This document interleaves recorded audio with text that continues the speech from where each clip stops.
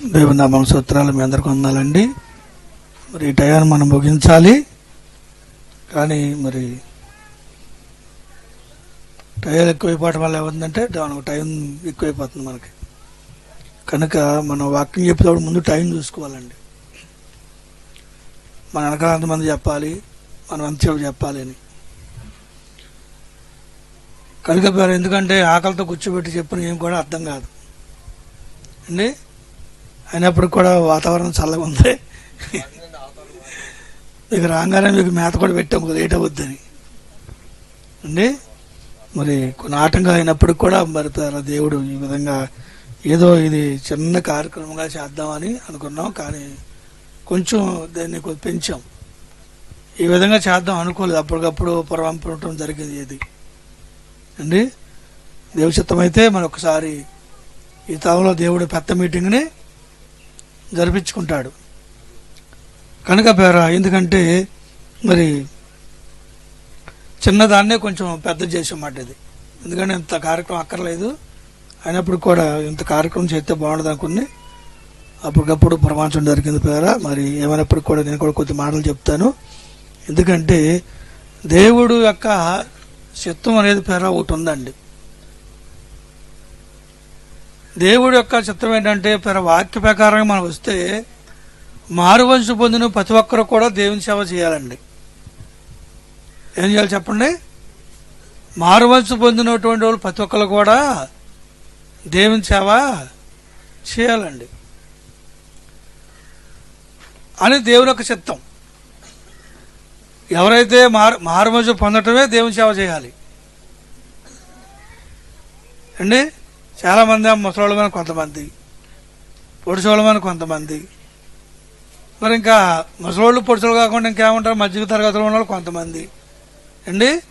కనుక ఎందుకంటే ఆ ఆస్తి అది ప్రతి ఒక్కరిలో కలగాలండి. నేను ఇక్కడ నరసాభావం రాకపోతే మరి మీరు అందరూ ఏమవుతారు అండి? గాల్లో కాదు, తల్లి ఎక్కడ ఉంటుందో పిల్లలకు తెలీదు, పిల్ల ఎక్కడ ఉంటుందో తల్లికి తెలీదు, భర్త ఎక్కడ ఉంటాడో భార్యకు తెలీదు, భార్య ఎక్కడ ఉంటుందో భర్తకు తెలియదు. వాళ్ళు చిక్కురొక్కురు అయిపోతురు. అలా రమ్మట్టి కొన్ని కుటుంబాలని సమకూర్చబడడం జరిగింది. అలాగే నేను కొంతమందిని పంపబోతే ఆ తలంలో ఏమవుతుంది? అలాగే ఆ తలంపు చాలామందికి అర్థం కాదండి. అందుకనే మారువంశ పొందిన ప్రతి ఒక్కరి మీద దేవుని యొక్క కృప అనేది అందరూ కూడా చావా చేయాలండి. కొన్ని ఆత్మను రక్షించాలి. మనం పొందిన దాన్ని అందుకే ఎప్పుడు ఉన్నాడు, దీపం వెలిగించి మీరు కొంచెం కింద పెట్టారు కానీ అందరికి 10 మందికి కూడా కనపడేటట్టు దీపస్తంభం మీద పెట్టమన్నాడు. మనం పొందిన దాన్ని మనం 10 మందికి దాన్ని తెలియచేయాలండి. మనం ఏదైతే సంపాదించుకున్నామో, ఏదైతే రక్షణ పొందామో, ప్రభువులో మనం ఏ విధంగా ప్రభువులు నమ్మకంలో రాకముందు ఏ విధంగా జీవించామో, ప్రభు మాట్లాడిన తర్వాత ఏ విధంగా ఉన్నాం అనేది 10 మందికి తెలియజేయాలంటే ఏం చేయాలి? మనం కూడా సేవకే బయలుదేరాలండి అండి. నిజంగా ఒక మాట చెప్పాడు యెహోషువ. నిజంగా చాకుడు చనిపోయిన స్థితిలో ఉన్నప్పుడు చనిపోవాలన్నట్టుగా అన్నాడు కదండి. ఏం చనిపోవాలి? మనిషికి చాకుడికి హెచ్చు ఉండకూడదు, గర్వం ఉండకూడదు అండి, హృదయంలో ఎటువంటి కలవాసం ఉండకూడదు, పరిపూర్ణమైన మనస్తత్వం కలిగి ఉండాలి. తన కొరకై దేవుడు అన్నాడు మనిషి తర్వాత కొద్దిగా స్వార్థం ఉండాలన్నాడు. స్వార్థం ఇంకో రకంగా ఆలోచించుకోకండి.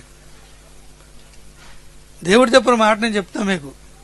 మనిషి అన్నాక కొద్దిగా స్వార్థం ఉండాలి. అంటే ఏంటి? మొదటగా మన కొరకు ఆలోచించుకోవాలి. మొదటగా ఏం చెప్పండి? అనుకూలమైన పాత్రగా దేవునికి అనుకూలంగా మనం మలసాలంటే మొదటగా మన కొరకు ఆలోచించుకోవాలి. మనం ఏం చేస్తాం? మనం బాగుపడకుండా ఎదుటి వాళ్ళు చెప్తా ప్రయత్నం చేస్తాం అండి. పాస్టర్ గారు ఏం చేస్తాడు? పాస్టర్ గారు కొడుకు చెప్పుకోడు, ఎదుటి వాళ్ళ కొడుకులు బాగు చేస్తాడు. వాళ్ళ కొడుకులు వాళ్ళ సేవకి వెళ్ళి వాళ్ళ కొడుకులు సేవకి వెళ్తారు. ఈయన కొడుకు ఏం చేస్తారు చెప్పండి?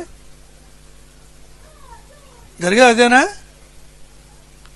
ఎక్కువ యవనస్తులు చనిపోయారు. కారణం ఏంటంటే పాస్టర్ గారు అబ్బాయిలు సినిమాటర్ కోళ్ళు చచ్చిపోయారండి. మీరు లెక్కేసి కావాలంటే సినిమాటర్ల కొడుకులు అండి, పాస్టర్ గారు అబ్బాయిలు, ధనవంతుల కొడుకులే చచ్చిపోయారు.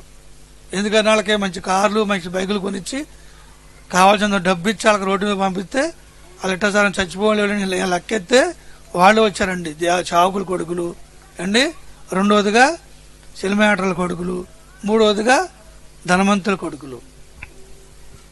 ఎందుకని పేరా? ఎందుకు చెప్పండి? అందుకని చనిపోయారా? దేవుని యొక్క సన్నిధిలో చనిపోయారు. మనం చావుకుడు పేరా చనిపోవాలని దేవుడు అదే మాట చెప్పాడు. నీవు చావంటే సావాలన్నాడు దేవుడు, స్వయంగా చెప్పాడు నాకు. అందుకే చావుకుడు చనిపోవాలి, హెచ్చు చనిపోవాలి, గర్వం చనిపోవాలి, అహంకారం చనిపోవాలి అండి, తొందరపాటు చనిపోవాలి, కోపం చనిపోవాలి. ఇవన్నీ కూడా చనిపోయినప్పుడు పేరు నువ్వు గొప్పగా దేవుడు నిన్ను ఫలింపజేస్తాడు, సంఘాన్ని ఇస్తాడు, సావాసం ఇస్తాడు, నీ ద్వారా 10 స్థలాలకు దేవుడు చావుకులు పంపిస్తాడు. కనుక చనిపోయినట్టుగా ఉండాలండి పేర. ఏం కోరుకుంటాం మనం? చావుకులు అవ్వగానే అగ్రస్థానం కోరుకుంటాం. అగ్రస్థానం కోరుకుంటే ఎక్కడ ఉంటాడంటే కింద ఉంటాడు అండి. చాకుడైనవాడు ఏం కోరుకోవాలి చెప్పండి? చాకుడైనవాడు లాస్ట్ స్థానం కోరుకోవాలి. ఇంకా నువ్వు గొప్పవాడిని చేస్తాడు దేవుడు, లాస్ట్ కోరుకోవాలండి. దేవుని వాక్యం చెప్తుంది, మీలో గొప్పవాడై ఉన్నవాడు ఏం చేయాలి? మీలో గొప్పవాడై ఉండాలనుకున్నాడు ఏం చేయాలంట?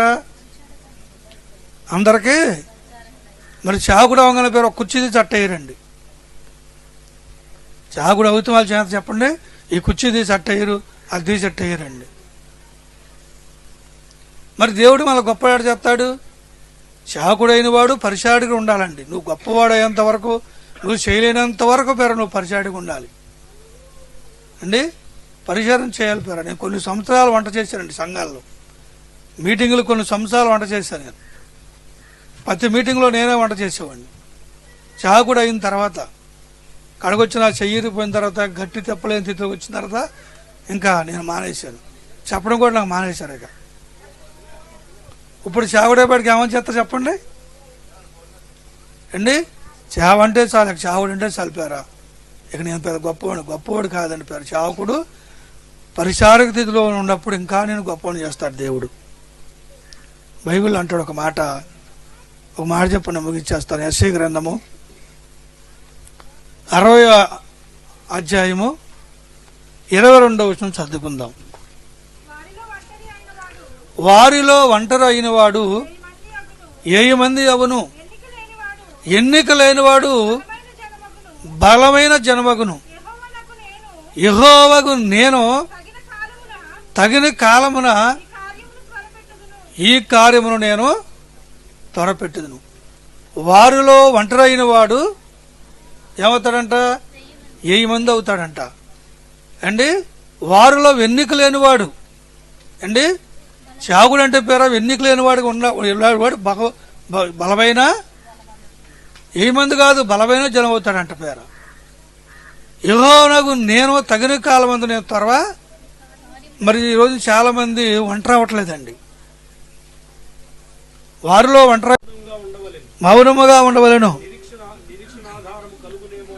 కలుగునేమో అని. అది ఏం చేయాలి చెప్పండి? ఒంటరి జీవితం కోరుకోవాలండి. ఇప్పుడు ఒంటరి జీవితం విశ్వాసులైనా ఒంటరిగా ఉన్నప్పుడు తన భవిష్యత్తు అంటే అర్థమవుద్ది. వారికి కష్టమంటే వాళ్ళకి జ్ఞాపకం అవుతుందండి. 10 మందిలో ఉన్నప్పుడు ఏస్తాం మనం, ఏదో ఒకటి నవ్వు ఉంటామో, ఏదో ఎలాకోల మాట మాడతామో, వీళ్ళతో ఎలా చూసి ఇట్లిస్తా ఇలా ఇట్లిస్తా అన్నీ మర్చిపోతాం. అదే ఒంటరికి వెళ్ళి అతను కూర్చో, అప్పుడు నీ భవిష్యత్తు అంటే నీకు అర్థం అవుద్ది. అప్పుడు నీకు అక్కడ ఉండదని నీకు అర్థం అవుద్ది, నీ ఆరోగ్యం అంటే నీకు అర్థం అవుద్ది. అందుకే పేరా ఒంటరిగా కూర్చోవాలంట పేర. అందుకే పేరా భక్తుడు అన్నాడు పేరా. కనుక ఎన్నిక లేనివాడు బహువైన జనం అవుతాడు. ఎన్నిక లేని వారుగా ఉండాలండి. నేను ఆదరాం గారిని చూసి, నేను పెద్దయ్య గారు అంటే ఆయన అండి ఇంత లంగోటి ప్యాంటు ఒకటి వేసుకుని ఆయన అండి మామూలుగా మన కద్దర బన్నీ అండి, కద్దర బన్నీయే. దానికి పక్కన ఒక పక్కన ఎదరు చేపు కద్దర బన్నీ వేసుకుని వస్తున్నాడు ఆయన. ఈయన ఆదరాం గారు అన్నారు. నేను మారస్మంది కొత్తలో అండి. అప్పటికి ఆయన చేతి కింద 13 మంది శాకులు ఉన్నారండి. 13 మంది శాకులు పంపించాడు ఆయన అండి. ఈయన ఆతనం గారంటే ఆయన చూసి ఈయన పెద్ద గారంటే ఈయన అన్నా నేను. ఈయన అండి విజయరాజు గారు, ఈయనండి కొత్తగా రక్షణ పొందాడండి ఇంకా అని చెప్పి నాన్నగారు పరిచయం చేశాడు ఆయనకి అండి. అప్పటికే 13 మంది శాకులు పంపించినప్పుడు కూడా స్టేజ్ ఎక్కేంత వరకు కూడా ఈయనే పెద్ద గారని గొప్ప బండి కొట్టించాను నాన్నగారికి ఒకసారి జంక్షన్లో. గొప్పగా బండి అన్నాడు, ఈయనండి ఈయన చాకుడని అన్నాడు అండి. మండల కొట్టుడు అంటే ఎన్నిక లేనివాడుగా అప్పుడు ఆయన అలా ఉండమంటే చూడండి. ఈ రోజున ఆయన ఇచ్చినటువంటి భేదం చూడండి పేరు. ఈ రోజున ఇప్పుడు దగ్గర సుమారు 100 మంది పైనే ఉన్నారండి సేవకులండి. దేవుని పిల్లల సావత్సరంలో కొన్ని సంఘాలు పెట్టినప్పుడు కూడా పేర్లు ఆయన బీజం మీద పెరిగినటువంటి వారు 100 మంది పైనే, దగ్గర 120 మంది నా లెక్కలో ఉన్నారండి. అంతమందిని ఆయన బీజం మీద రక్షించబడ్డారు కనుక పేరు గుర్తుపెట్టుకోండి. అందుకే మీరు కూడా గొప్పవారు కావాలంటే ఏం చేయాలో చెప్పండి. ఒంటరిగా కూర్చోకూడదు, ఒంటరి రావాలి, సంఘం నుండి ఏరవటం ప్రయత్నం చేయాలి. అందుకే చాలామంది ఇల్లుని ప్రేమిస్తారు. అమ్మో నా ఇల్లు అంటే అందుకనే ఆ ఇల్లు అమ్మిందాక దేవుడు ఊరుకోడు. అమ్మో నా ఆత్త అనుకో, ఆత్త అమ్మిందాక ఊరుకోడు దేవుడు. అమ్మెత్తాడు ఏదో రకంగా, ఇల్లు అమ్మెత్తాడు, ఆత్తలు అమ్మెత్తాడు, ఆ తర్వాత కొండలు కూడా అమ్మెత్తాడండి. ఎందుకంటే నువ్వు దేని ప్రేమిస్తే దాన్ని అమ్మెత్తాడు. మంచం ప్రేమించుకొని మంచాన్ని అమ్మెత్తాడు. మన ఊళ్ళో మంచం అమ్ముకుని ఒక ఆయన ఉన్నాడు, అపరంగా గారు ఉన్నాడు. ఆయన కరవచ్చి బీరువాల మంచాలు కూడా అమ్మేసుకున్నాడు. ఆయన అన్నీ అమ్మేసుకుని చాకు వచ్చాడు. చాకు వచ్చినప్పుడు ఏమి లేవు ఆయనకి చనిపోయారు. ఒకసారి వెళ్తే ఆయనకి ఏమి వేసుకుంటా కూడా డబ్బాలు లేవు. అపరంగారికి నేను కొనిపెట్టి ఒక 5 డబ్బాలు ఎన్నో పప్పులో వేసుకుంటాకి. వాళ్ళు ఇప్పుడు ఎలా అంటే ఎన్నో ఉండే ఇంట్లో. అది గుర్తుపెట్టుకుని పేరు. ఎందుకంటే టైం లేదు కాబట్టి నేను ఎక్కువ టైం చెప్పను. మరి మొదటగా మీరు గొప్పవారు కావాలంటే ముందు సంఘం నుండి ఏరవ్వాలి. మారవచ్చు పొందిన ప్రతి ఒక్కరు కూడా సేవ చేయాలని దేవుని యొక్క చిత్తం అండి. అది నేను చేయన సేవ నేనా ఇది మాట వస్తుంది మనకి. అయ్య బాబా నేను వెళ్ళండి సేవ అంతేనా సేవ అంటే అంత ఏనమండి. ఒక ఆయన అంటాడు, నా కూతురు నేను సేవకులకి ఏమను, నా కూతురుని సంఘంలో ఏమను అంటే అంత హీనంగా కాబడతావు. యేసుప్రభు అంటే నీకు యేసుప్రభు సేవ అంటే అంత హీనమండి. ఎంత చిన్నచూపండి, చాలా బాగా కలుగుతుందండి. నాన్నగారు మమ్మల్ని సేవ చేయమంటే కుదరదండి. ఒక ఆయన నా మొక్క మీదకి వచ్చి, నాన్నగారండి మేము అలా నడుచుకుంటాం, సేవ అంటే కుదరదు. అంత హీనమండి దేవుడు అండి. నాకు అనిపిస్తుంది నమ్మకం లేనివాడు, విశ్వాసి మూర్ఖుడు, విశ్వాసం లేనివాడు దేవుడి మీద, నమ్మకం లేనివాడు సత్తాన్ని భయమేస్తుందేమో, అక్కడ దేవుడు చంపేస్తాను భయమేస్తుందేమో నాకు అనిపిస్తుంది. హృదయం అనిపిస్తుంది మాట. ఇంత నమ్మకం లేనివాడా, ఇంత అల్పవిశ్వాస అనిపిస్తుంది నాకు. నేను నాన్నగారు నన్ను చావు పంపండి నాన్నగారు, తోటకూర మరి ఇప్పటికే పంపండి నాన్నగారు, నేను వెళ్తాను, నేను సంతోషపడతానండి. నేను నేను వెళ్తాను నాన్నగారు పంపమంటే సేవ కంటది. మరి బాబా భీముడే మాట అన్నాడు. ఎందుకని ఇళ్ళ వెళ్ళిపోయినా అంటది ఆ మాట. నాన్నగారు పంపండి వెళ్తాను, నేను సంతోషపడతా. పేర ఒక ఆశ ఉంది వెళ్ళాలని, కానీ తోకాయ ఊడుతుందిగా తలకాయ రాట్లా. కానీ మన సంఘంలో తలకాయ ఎత్తేనే కుదురుద్ది. కనుక పేర ఈ కొద్ది మాటలు దేవుడు మీ అందరూ హృదయాల్లో దాచి ఉంచను గాక. ప్రార్థన చేసుకుందాం.